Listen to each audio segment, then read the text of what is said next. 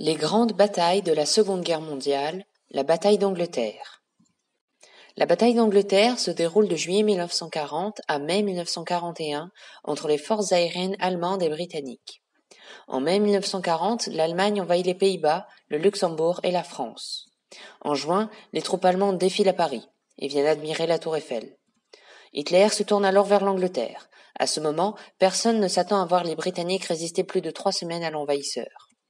Le commandement allemand compte utiliser la même technique de guerre éclair, la Blitzkrieg, qu'ils ont appliquée avec succès à leur conquête de l'Europe. Elle se déroule de la manière suivante. La Luftwaffe bombarde les troupes du front et de l'arrière, largue ses parachutistes derrière le front, puis les chars créent des percées dans les lignes ennemies et avancent profondément dans le territoire. L'infanterie les suit, puis elle encercle les lignes ennemies alors que les tanks percent profondément dans le territoire. Prises à revers, coupées de secours et de vivres, les troupes adverses doivent se rendre. Cette technique permet d'empêcher le camp adverse de reformer ses lignes de défense.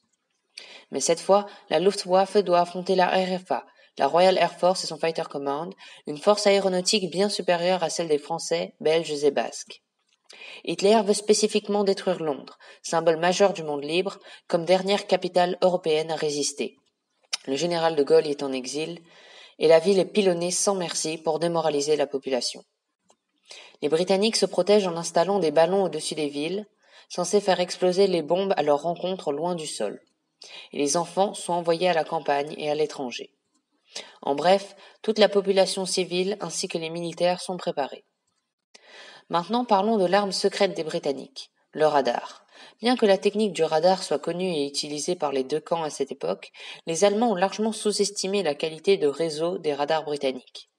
Aidés de guetteurs volontaires, des civils, toute incursion dans l'espace aérien britannique est donc détectée à temps, et des escadrilles entières de Supermarine Spitfires et de Hawker Hurricanes, encore plus nombreux, soutenus par la DCA, sont lancés contre les bombardiers allemands, les Stuka, et surtout sur les chasseurs qui les encadrent, les Messerschmitt Bf-109.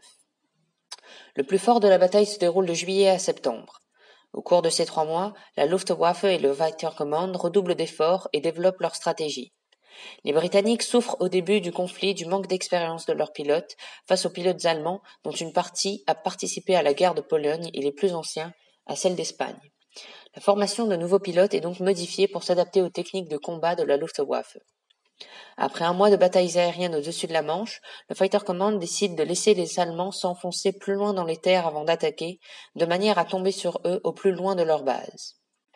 Le commandement de la Luftwaffe, énervé de voir ses avions toujours reçus par les escadrilles de Spitfire et Hurricane avec une ponctualité toute britannique, concentre les bombardements sur les stations radars le long de la côte pour déstabiliser le système de réaction du Fighter Command.